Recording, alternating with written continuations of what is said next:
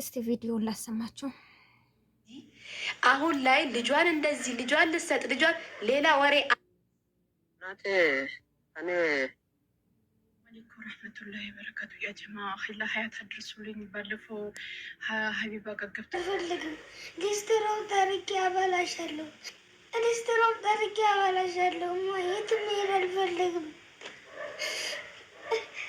እናት በልጇ እንደዚህ ያክል የሚለቀው ቪዲዮ ርቦኛል፣ ተርቤያለሁ፣ እርዱኝ ሲላችሁ ዝም ያላችሁ በሙሉ ዛሬ እኔ ልጄን እንድሰጥ የገፋፋችሁ በሙሉ ደስ ይበላችሁ። ልጄን እንድሰጥ ነው እና ሀብታም የሆናችሁ ልጅ ማሳደግ የምችሉ ማስተማር የምችሉ ልጅ ያሌላችሁ ልጅ ያሌላ አለ አይደል? ስንት አለ ኢትዮጵያ ውስጥ እና ማሳደግ መቻል የምችሉ ብቻ እኔ ከአቅሜ በላይ ስለሆነ ለመንኳችሁ። እናንተ ፊት ቆምኩ።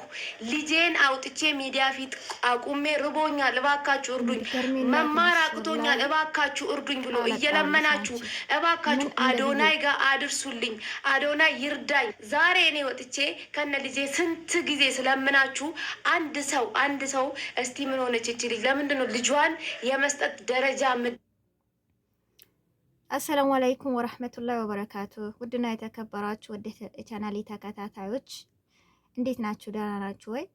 እንግዲህ ኢትዮጵያ ውስጥ በአሁኑ ሰዓት ዘመናዊ ልመና፣ በጣም ዘመናዊ ልመና የመዳም ቅመሞችን ያው በመዳም ቅመሞች ላይ ነው ዘመቻው ማለት ነው። አገር ውስጥ አይደለም እኮ በመዳም ቅመሞች ላይ ነው ዘመቻውና እኔ ለኔም ለመዳም ቅመሞች እኔ ለእንደዚህ አይነት ሰው አረዳም ረድቼም አላቅምም። ለዚች ሜቴ አረዳውም በእርዳታው አልተሳተፍኩኝም። ለተሳተፋችሁ ማለት ነው ለረዳችኋት አላህ ይስጣችሁ።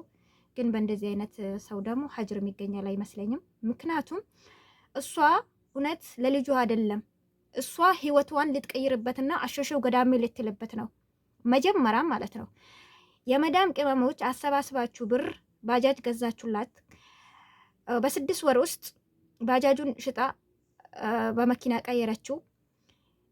እሱን ችግር የለውም።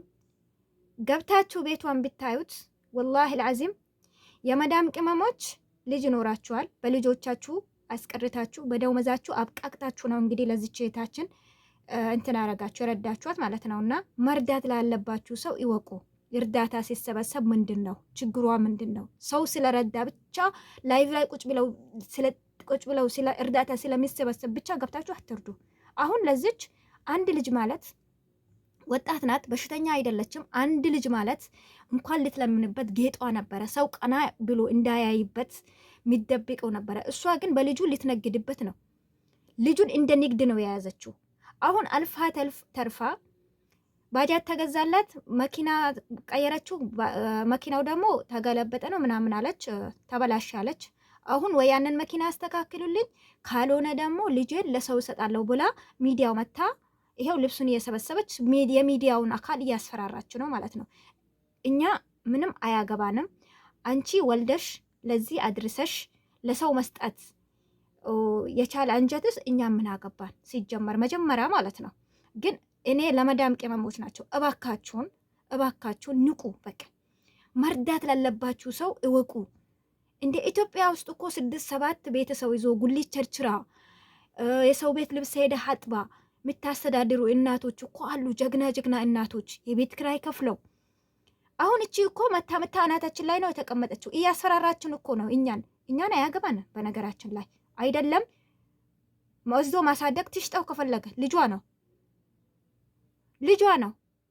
ያረባ የኔ በጣም ውስጤን እንትን ያለኝ ትላንትና የመዳም ቅመሞቹን ለእርዳታ ብር ቸገረኝ ብላ በእርዳታ ብር ተሰብስቦላት ባጃጅ ተገዝቶላት ነበረ። ዛሬ ግን የመዳም ነይ እንደኛ የመዳም ቅመም ሁኚ ስሪ ልጅሽን ስጪ ስትባል አይ ልጄ ከተማ ነው ያደገው ገጠር ሄዶ ደግሞ መኖር አይችልም ነው ያለችው። አስቡት።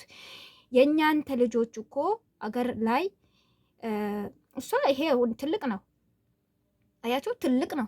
የልመና ኮርስ አስነጥለው ሰንጥሏል። የእናቱን ችግር መረዳት ይችላል። እኛ ግን ልጆቻችንን አንዳንዶቻችን በ2 ወር በ3 ወር አመት እንደዛ ነው የተለየናቸው። አያችሁ፣ ይሄንን ያክል ማሰብ ሳንችል ነው ለእንደዚህ አይነት ዱሪ እኛ ብር የምንሰበስበው። ማወቅ አለብን።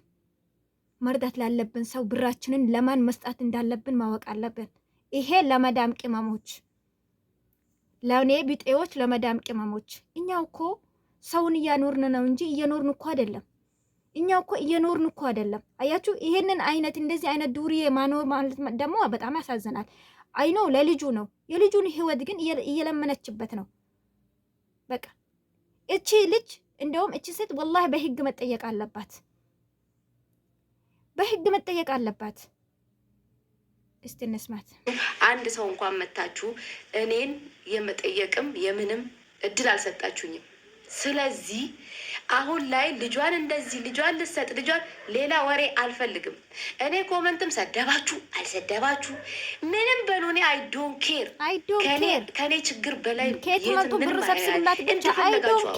እንደፈለጋችሁ ስደቡ፣ እኔ ላይ አይጣበቅ። ገብታችኋል አለ ማሳደግ የምችሉ ይኸው ሻንጣውን እያዘጋጀው ነው። አንዴ በኮች እየተባልን አንዴ የመዳም ገረዶች እየተባልን ብራችን እንደዚህ ወርወር መጣል ባለብን ቦታ ማናውቅ ትክክል በጎች ማለት ነው። አያችሁ፣ አይ ዶንት ኬር። ሲደቧትም ውቀሷትም አይ ዶንት ኬር። ብቻ እናንተ ትምህርት እየተማርክ ነው። በቃ ታዲያ አያችሁ፣ ልጁን አሰንጥለዋለች። አሁን ልጁ ትምህርት ቤት ሄዶ መማር አይችልም። ልጁን የሊመና ኮርስ ነው ያስነጠለችው። እስከ ዛሬ ጎንበስ ቀና ብዬ የሰው ፊት ላለማየት አንተን ለማሳደግ ጎንበስ ቀና ብዬ አልሆን ብሎኛል። ያንንም ሞክራለሁ፣ ይሄንንም ሞክራለሁ። እያየክ ነው። ያንንም እዛም ገባለሁ። ምንም አልሆን ብሎኛል። በቃ ስለዚህ ከማብድ አንተን በስነ ስርዓት የሚያሳድግህ አይሻልም?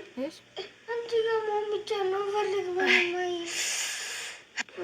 አቤት አቤት፣ ሊመና እንዲህ ነው የሚጣፍጠው። ወላሂ ለአዚ እናንተ ደግሞ አዶናይ ጋር አድርሱልኝ።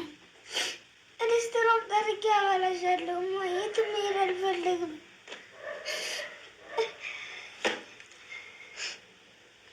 እባካችሁ ሼር ዲዩት እያደረጋችሁ አድርሱልኝ። እባካችሁ ይሳለቅስ እንኳን አላሳዝናችሁ። እባካችሁ ስለምናኝ እባካችሁ አፈርት ብላ አፈርቢ